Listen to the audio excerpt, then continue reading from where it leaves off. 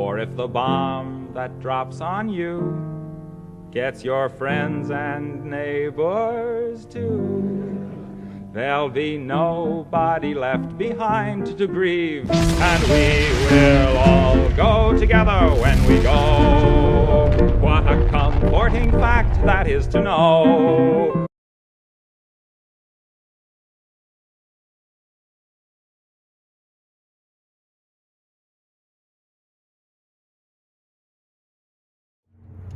Hello and thank you for watching the John Doe Prepper channel. I'm your host, John A. Whitman, and in today's video I'm going to be attempting to recreate something very cool from history. So, as an American, I am fairly familiar with this history, but because I know there are non-Americans in my audience, I will briefly explain what I'm going to do here. So, as probably all of you know, the United States during the 1850s was embroiled in a civil war. And during that time, soldiers often had to get creative in order to obtain weapons that they believed may be necessary for fighting the enemy. And so on both sides of the Civil War, both Union and Confederate soldiers would melt down bullets to get the molten lead, make a crude open-top mold in the dirt, and then cast a knuckleduster, or what a lot of people know colloquially as brass knuckles. So that is what I am going to attempt to replicate today. I have this little tray of casting sand to replicate the dirt. I would literally do it in the dirt, but it's been raining recently in this area, and pouring molten metal onto soil full of water is just a great way to get a steam explosion that flings hot metal in your face, so don't do that, pro tip. I have this little stainless steel bowl here, a little mold here for any excess material that I have, and my lead, which, to pay homage to the origins of melting down bullets for lead, is a collection of pellet gun pellets, air gun pellets in various calibers, as well as a little bit of number 4 birdshot. So I have this whole 200 milliliter bottle's worth of lead. I'm just gonna pour it in that bottle, and I'll show you that real quick before I melt it down. I'm gonna melt it down with this blowtorch. I'm gonna make a crude, the crude shape of a knuckle duster in this sand, which I will also probably show you, and then it's just as simple as blasting it with the torch until it all melts down and pouring it into that outline. All right, so here's kind of more of an up-close view of what I'm working with. Here's all my lead. Hopefully it'll be enough. I kind of made the educated guess that it's probably going to be either just barely enough or just barely not enough for this project. So I'm gonna whip out my multi-tool here, and I'm going to make a crude impression of a knuckle duster.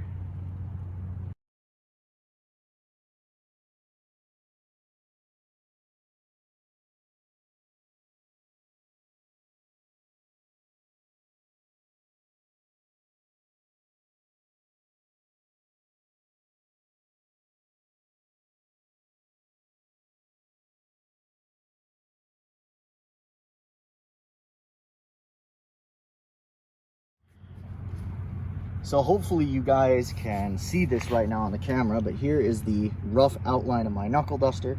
I'm trying to replicate the design of the knuckle duster once again to try to pay homage to the historical period of when this was. I'm replicating the design of Abraham Lincoln's personal bodyguard's knuckle duster, but you can see my fingers should fit in those holes quite well.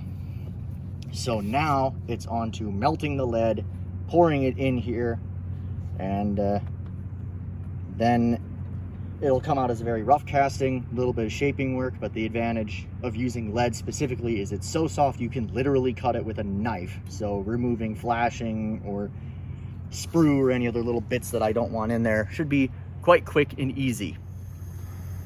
Let's try not to die. There.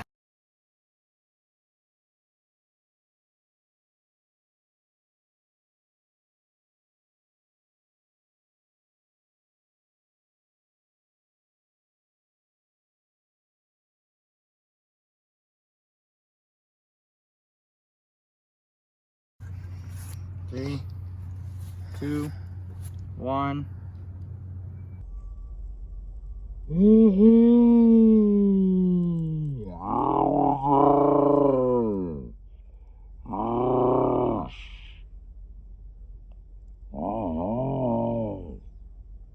shit, I can't believe that worked.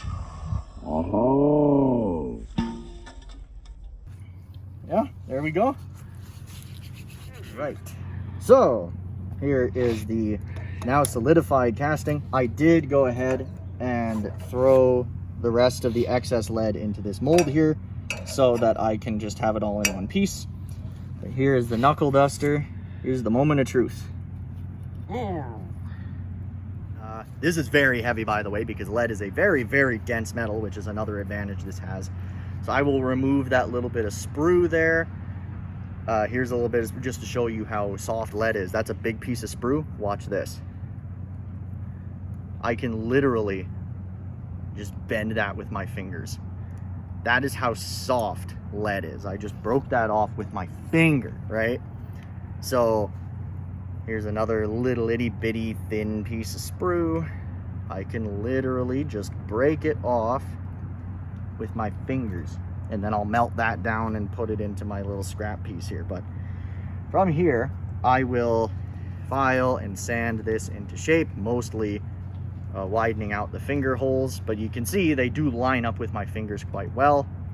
This should fit my hand very nicely, and then I will show you how to properly hold a Knuckleduster so you don't break your pinky.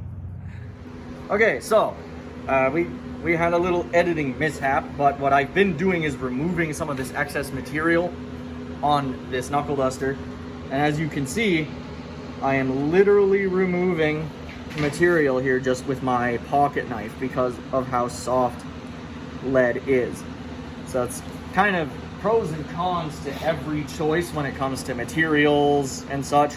The main pro of lead for this application, specifically for a Knuckleduster, is how heavy and dense it is, because the heavier the Knuckleduster, the harder it hits. The main con is how soft lead is. Pure lead can literally be scratched with a fingernail, but when it comes specifically to shaping the final Knuckleduster, it's actually quite helpful, because as you can see, I can literally just whittle this into shape with a knife, which is very cool. It's like oddly satisfying to be able to literally just whittle metal with a knife.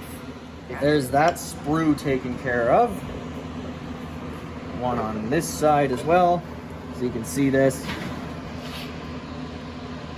Just how quick and easy it cuts through. Obviously, if you're gonna do it this way, be careful, don't cut towards yourself, all that good knife safety stuff.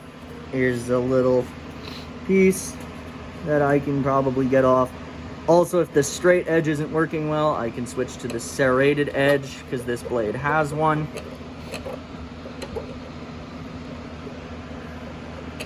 Obviously, don't do this with your little like $5 gas station knife. You will ruin the blade instantly.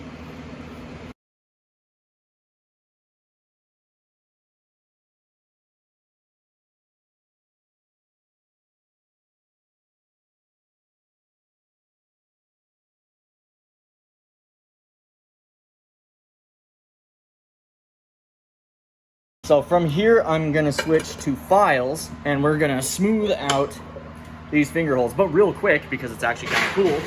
Even though these are definitely not smooth enough or properly sized, this does actually fit my hand the way you would wear it, which is kind of cool. Just right out of the mold, it is technically usable, although you would hurt yourself pretty bad with how rough this is. But from here, it's gonna be file work, specifically on the finger holes, and then just all around all the edges to get this thing smooth so you can hold it in your hand.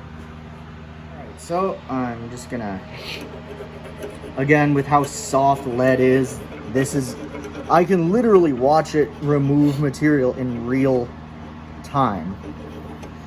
I'm just going around, smoothing out the inside so it's not uncomfortable to wear and it won't lay me open like nothing else when I actually go to hit something. Again, you want to keep these nice and thick though, because with how soft lead is, you want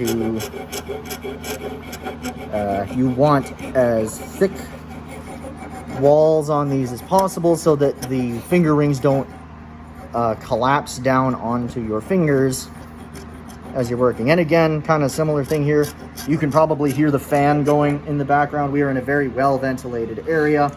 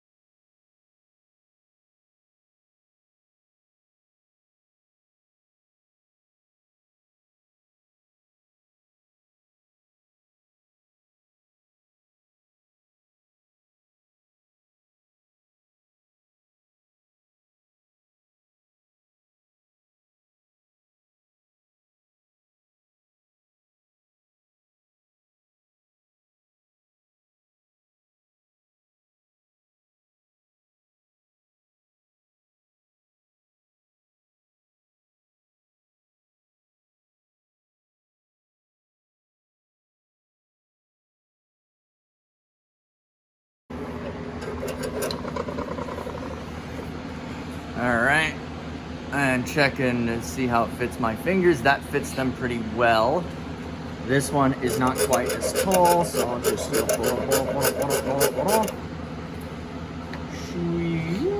yeah, that fits pretty well. This part we don't have to smooth out at all because number one, it is very smooth, and number two, that's the part that you hit people with.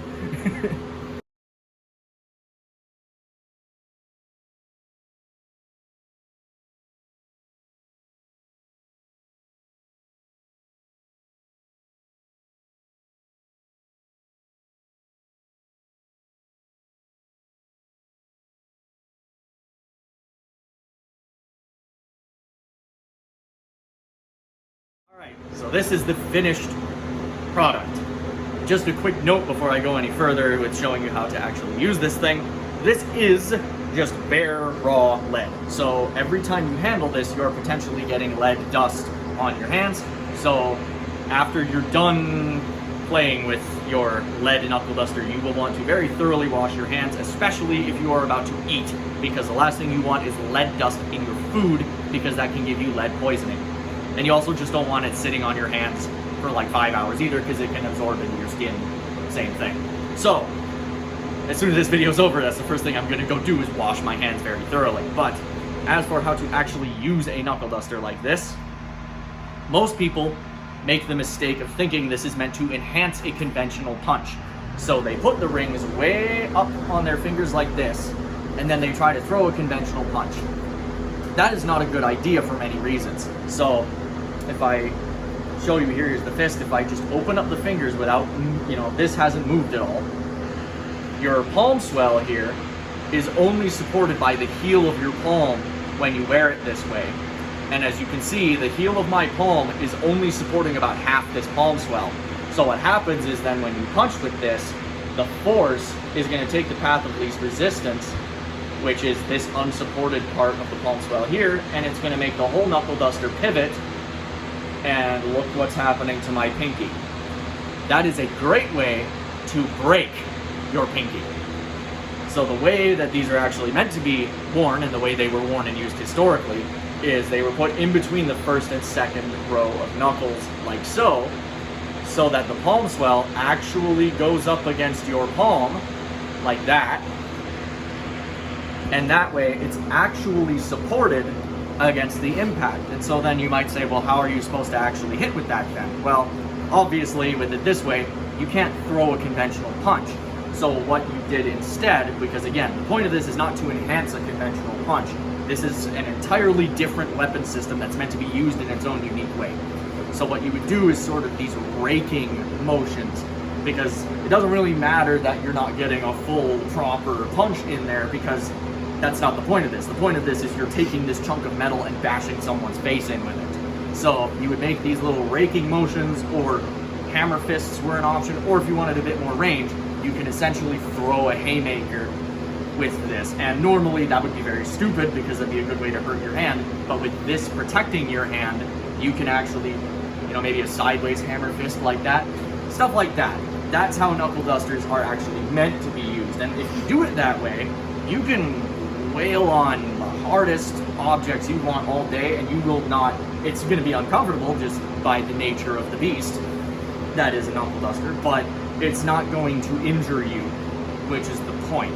So with that all being said though, this was a very fun project. I have made other knuckle dusters in the past using stock removal, which is taking a solid piece of material and just cutting a knuckle duster out of it, like this one. This is going to be the third one of those that I do, but this is the first one that I ever actually cast, and so I figured I'd do a little homage to the American Civil War and cast it in lead, like our great-great-grandfathers did, for real. So with all that being said, I hope you enjoyed this video and found it entertaining and perhaps educational. Please do not do this if you live in a jurisdiction where knuckle dusters are illegal. Obviously, I'm not trying to promote any sort of criminal activity here. Also, don't carry these if it's illegal to carry them, because in some places it is legal to possess these, but not legal to carry them or use them. So just follow your local, state, federal, etc. laws. With all that being said, I have been your host, John A. Whitman. Thank you for watching the John Doe Prepper channel. If you liked this video, consider leaving a like and a comment for the YouTube algorithm. Subscribe to the channel if you are so inclined. Join the Discord server if you want. The link to that will be in the About Me section on my channel page. And that's all I got for you. So thanks again for watching, and I will catch you in the next video. And I'm gonna go wash my hands. Bye.